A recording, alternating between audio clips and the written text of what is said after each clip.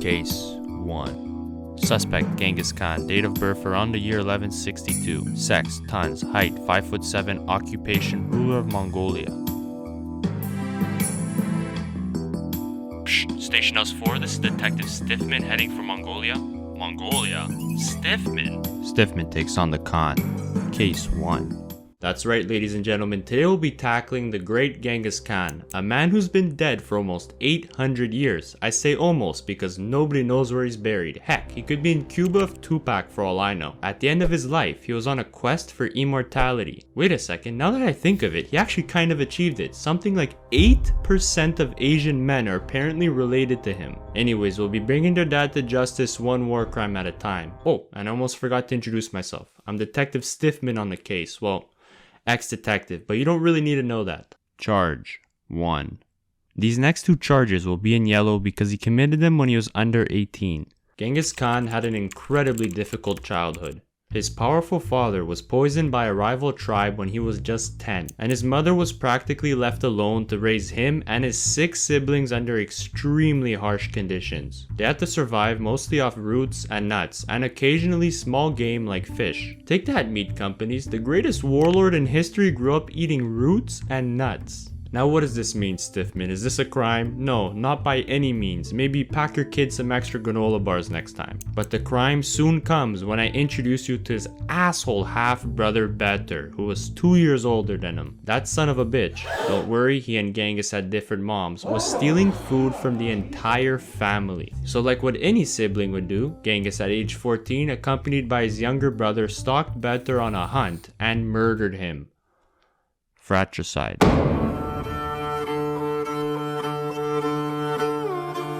Charge 2. One day, poor young Genghis was kidnapped by a rival family. They kept him captive around their camps for weeks wearing a wooden collar. As you can imagine, young Genghis didn't really like the whole idea of captivity. So one night, while they were completely distracted, feasting and singing songs, he viciously knocked down his guard with a blow to the back of the head with the exact same collar they gave him. Aggravated assault. Charge 3. He then quickly ran for safety, but sadly for him, another man witnessed his escape. Quickly on the spot, young Genghis came up with a brilliant idea. Blackmail. He told the man that if he ratted him out, he would tell his other friends that he helped him escape. The blackmail somehow worked. The man gave him a horse and Genghis was on his way. Blackmail.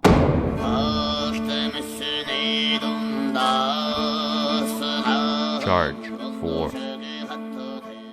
Genghis Khan envisioned a new unified Mongolia under him and his family, far away from the archaic ideals of the steppes' traditional tribal leaders. In other words, a great purge was to commence, one like never seen before. Some of his most known purges, or massacres, however you want to call them, were the ones of the Jurchen, Merkits, and Tartars. After quite some struggle, he eventually wiped out the entire Jurchen nobility and swallowed their commoners as his own. Ethnicide.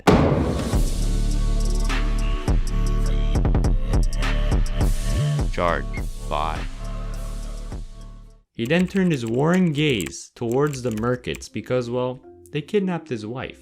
Safe to say, the Merkits were pretty much wiped off the entire map and were found 40 years later in Bulgaria. That's how you know times were tough. Ethnicide.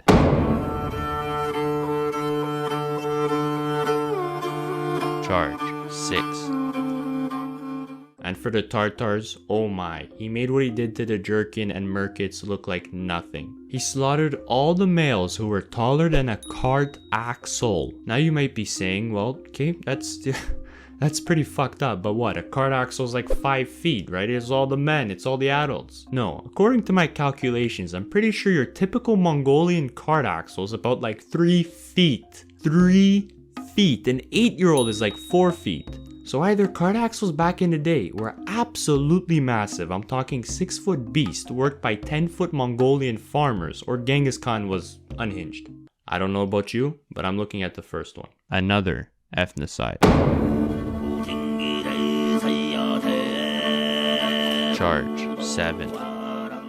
I want to take this time here at charge 7 to go back to the Jerkin defeat because, well, I think we missed a crime there. He personally staged a wrestling match where his stepbrother symbolically broke a Jerkin man's back.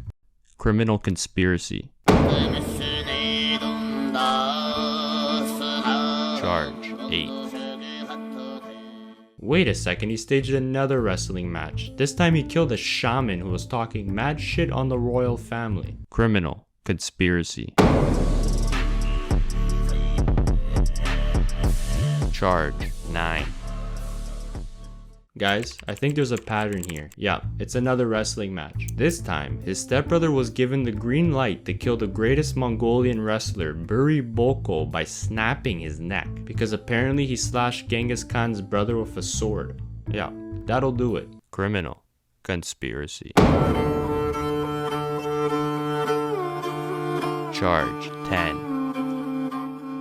Genghis Khan's last step to control the steppe, no pun intended, was to defeat 2 more tribes. There was him in the east, the Karaite in the middle, and the Namans to the west.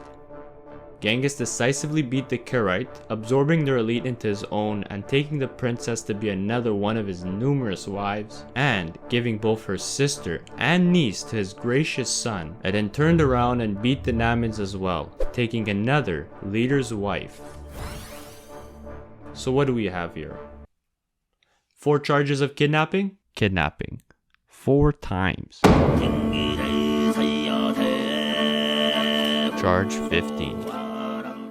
One of the most famous Genghis Khan stories is the story of the execution of his blood brother Jamuka. As kids, and once again as men, the two declared a blood pact, symbolically becoming blood brothers. But, within time, the two brothers saw themselves fighting on opposite grounds. Jamuka fought to keep the traditional hierarchy, and Genghis Khan fought to unite Mongolia under his ideas of meritocracy. Even though the vast and beautiful land of Mongolia is now home to more than 3 million people, one thing was for sure.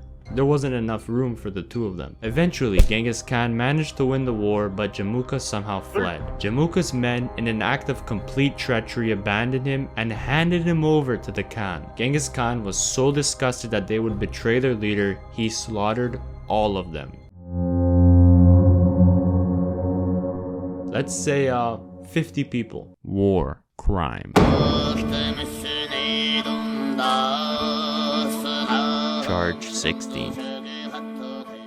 Genghis Khan pleaded for his blood brother to fight alongside him again, but Jamuka had one request: to die an honorable death. That means 0 blood spilled. Some say he was decapitated, others suffocated, but all I know is that first-degree murder.